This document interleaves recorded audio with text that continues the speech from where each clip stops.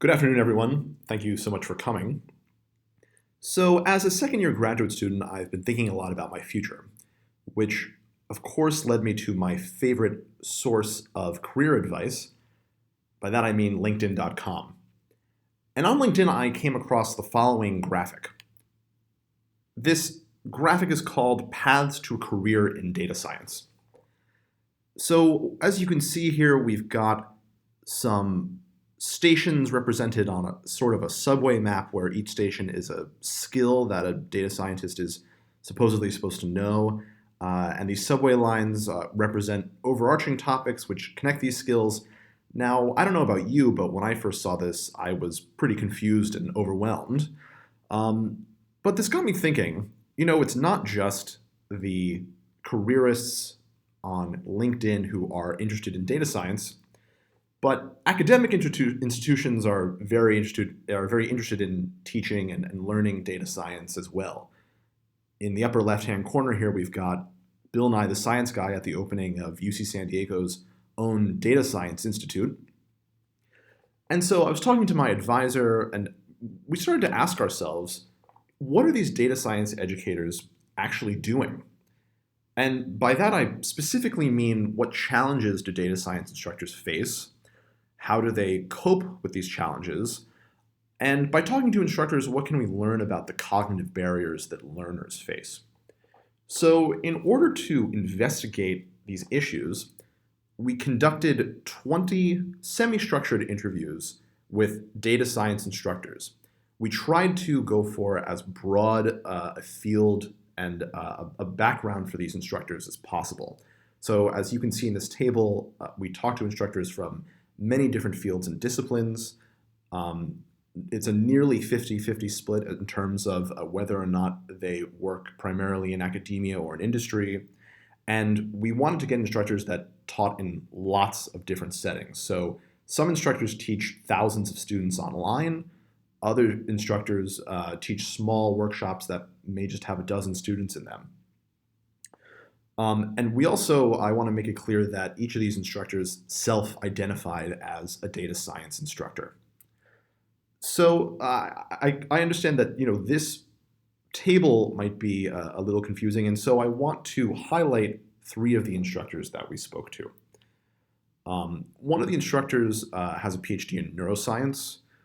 He currently works for an American professional sports franchise, and he does instructional live streams on Twitch.com. Twitch is a website that allows you to broadcast your computer screen live, and so he writes code and does analysis on his computer, broadcasts it to people who are watching, and then in a chat room has a conversation with people who are watching his stream. Another one of our instructors that we interviewed has her PhD in psychology, and she's a professor at a medical school. And then another participant in this study has a business and math bachelor's degree, and he's a MOOC instructor at his startup. By a MOOC, of course, I mean a massively open online course. These are these online courses that usually cost little to no money. You enroll online and you can watch video lectures and participate in online assignments and online assessments. So I want to go through some of the key points that came out of these interviews. One thing that came out pretty early on talking to these instructors was that there's a big range of backgrounds that students come into in a data science classroom.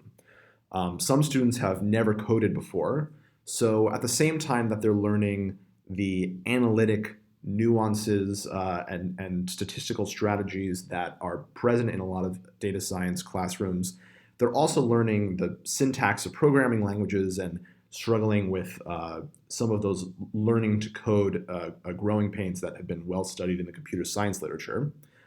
But on the completely other end of the spectrum, there are also professional web developers who come into data science classrooms who have years of experience behind them, and they're looking for a career change and a new set of skills. So one thing that P17 is talking about in this quote is that many of our instructors felt that they were mostly self-taught, that from reading books and reading online, and playing around with analyses on their own, they taught themselves a lot of data scientific skills. And so one of the big skills that they feel like they need to impart to their students is how to teach themselves, especially in a field that's changing as rapidly as data science is. And I will go in a few slides, I'm going to touch back on that point. In further getting into our interviews, we also realized that students usually come into, or students commonly come into a data science classroom in the case where they're natural scientists and they're already deep into a data collection for an experiment that they're running. And what has happened to them is that the amount of data that they're collecting or the sophistication of the required analysis for their experiment has outgrown their skills. Most of the time it's outgrown common tools like Microsoft Excel or other spreadsheet software. And so they believe that learning some new data scientific techniques will be the key to them having the ability to do their analysis. We also find that a lot of students come into a data science classroom and they want to learn one thing. Maybe they've read online that if they could just learn one data visualization piece of software, like for example, ggplot2, which is a software library for making statistical graphics, if they could just learn one technology like ggplot2, it would totally change how they do analysis and how they're able to communicate the results of their data analysis. When in reality, what these students really need to understand is how one tool like ggplot2 fits into a larger data analytic workflow that instructors are often trying to teach in their classrooms. And so with both of these examples of already being deep into a data collection and needing to learn new tools, or just hearing about one popular tool, what students seem to be doing is that they're satisficing. They have a goal in mind, and instead of trying to optimize and learn the strategy that would best serve them, they are satisficing, and therefore they are satisfied learning a strategy that will just solve their problem in the current moment, though it might not carry on to future experiments and future data analyses. There are many layers of technology that doing data science requires, and delivering both the required technology and the mental models that go along with that technology is relatively challenging. So I want to take a moment and talk about those technologies. So when we think about data science, usually what people think about are these software libraries for interacting with data. So for example, Pandas is a software library for the Python programming language that allows people to manipulate data frames. The R tidyverse is a collection of data analysis tools, which includes the visualization library that we talked about before, ggplot2. But if you want to work with these data analytic tools, you need to have a good understanding of the programming languages that they're developed in and that they're developed for. And that usually, for data scientists, comes in the form of a language like Python or R. And then usually you're not just using these technologies in isolation, you're in some kind of a computational environment. A lot of the times that will take the form of a piece of technology like an integrated development environment, or more commonly in data science compared to other programming roles, you'll be using a computational notebook like Jupyter or R Markdown, where you can interleave both prose, talking about what you're doing in your analysis, and visualizations that you're making, and code that you're writing in order to develop models and to clean and arrange your data. But of course, if you're going to be using these tools, you're going to need to know something about how to install and manage those packages for Python and R. And then if you want to track changes to your code as you change perhaps the code in your Jupyter notebook over time, you might want to know a piece of technology like Git.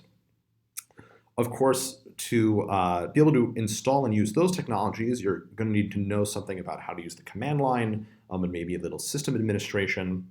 And then if you want to take your analysis and package it up so that you can share it with colleagues, or so that other researchers or reviewers can go through your code and make sure that it's scientifically sound, you're going to need to know about some kind of reproducibility infrastructure, like using software like Docker, or using virtual machines. So instructors have to keep this stack of technologies in their head when they're developing courses and when they're teaching. And of course, students have to learn about and have to figure out the relationships within this stack, and how to use them effectively. Of course, what I'm really interested in is how instructors think about how their students are thinking about the relationships between these technologies, and how to use this data science stack effectively. And so what we found is that what instructors do is they use one of three strategies in order to deliver the data science educational experience to their students.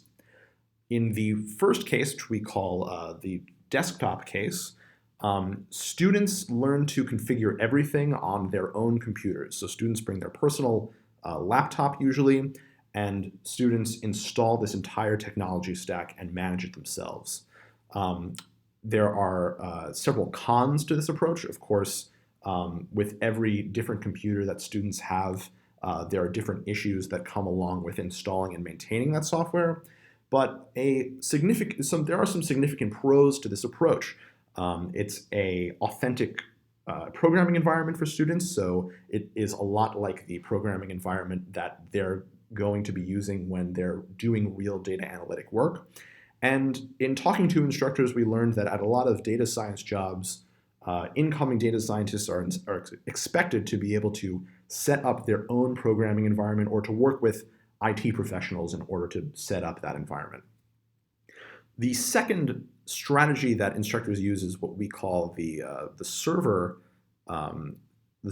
setup, where instructors manage a lot of the behind the scenes technical infrastructure on servers themselves, and then they serve a data science programming environment to students, usually through a web browser. So students open up their web browser and they can log into an IDE or a notebook, and they can start just writing data analysis code and playing with data and visualizations. This approach is nice for students because they don't have to set up anything themselves. They can just dig right into doing and practicing data analytic coding. But instructors need to then maintain all of this server infrastructure, and they also need to find funding and institutional resources in order to support that infrastructure. The final approach is with these web applications that serve data analytic environments. So usually these web applications are third-party private companies like DataQuest.io, for example. And what they do is an instructor writes their entire lesson or lecture for that web application. They upload it to the web application, and then students can go through and they get a programming environment like in an IDE, where they can execute code and they can make visualizations and models. This web application walks them through a lesson in doing data analysis, and then it also provides quizzes and assessments for students.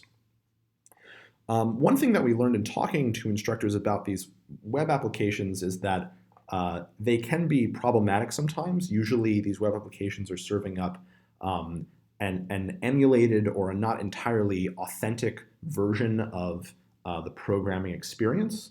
And so code that is valid on these web applications might not actually be valid in a real computing environment. The opposite also happens, where code that is valid on these web applications is not completely valid in a authentic context. Another major pain point that came out in our study was that it's very difficult for instructors to find and curate domain-specific data sets.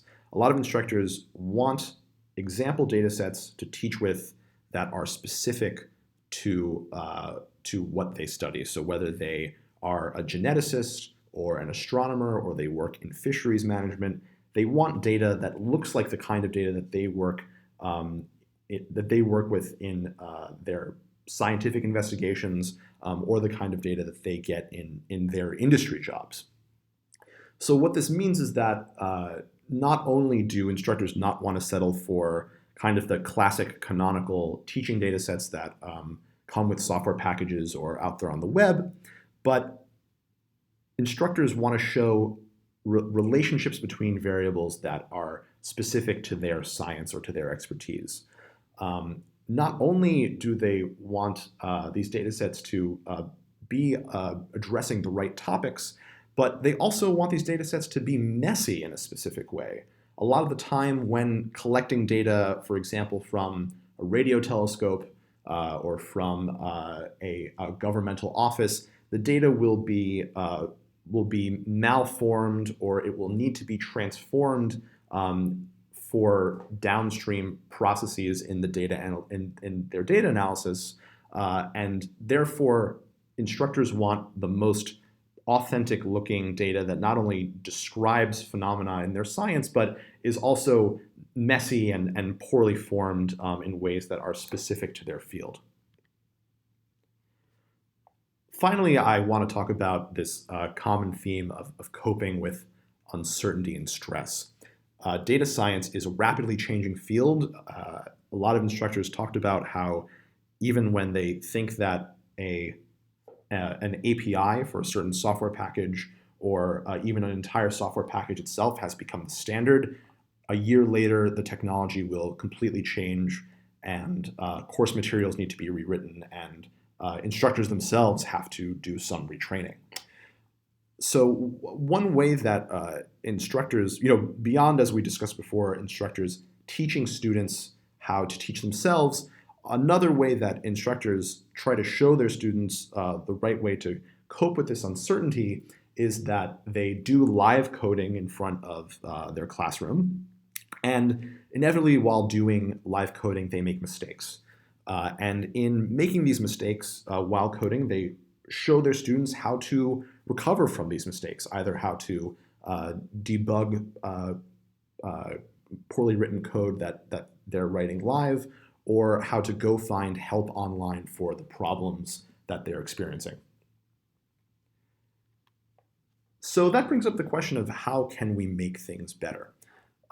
One idea that I've been thinking about is how to sketch high quality data sets for teaching.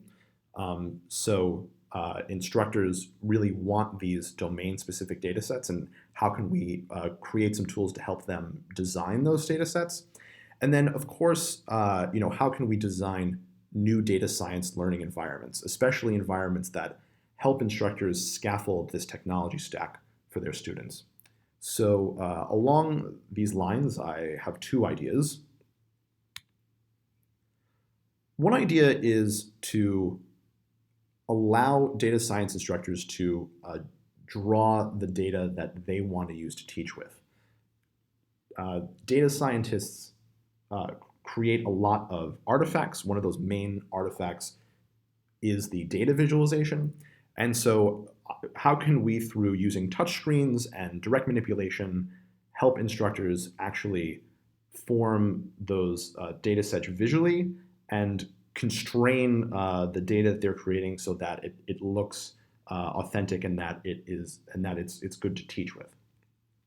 Another idea that I've been thinking about is to do an elicitation study.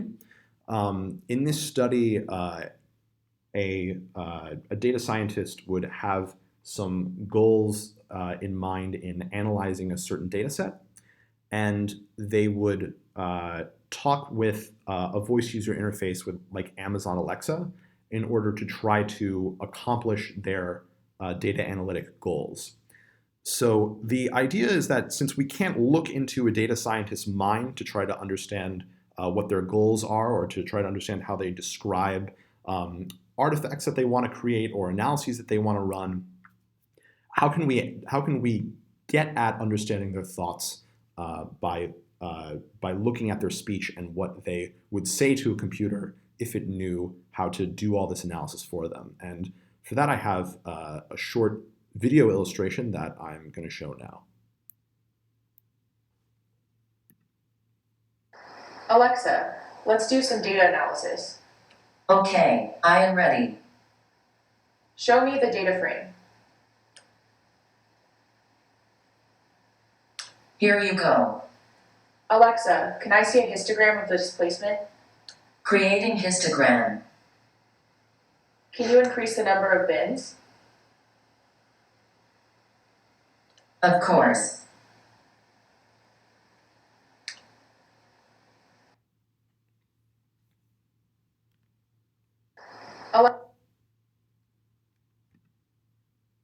So I would like to really thank the participants in this study. It was a big, it was such an honor and a privilege to work with them. I'd like to thank Marta, of course, and the rest of the second year cohort. Thank you to everyone on my committee, including my advisor and Shannon Ellison and Jim Holland. Thank you to the UC San Diego Design Lab for their feedback, and thanks Catherine Halston for help with my video illustrations. And so that's all, and thank you so much for coming.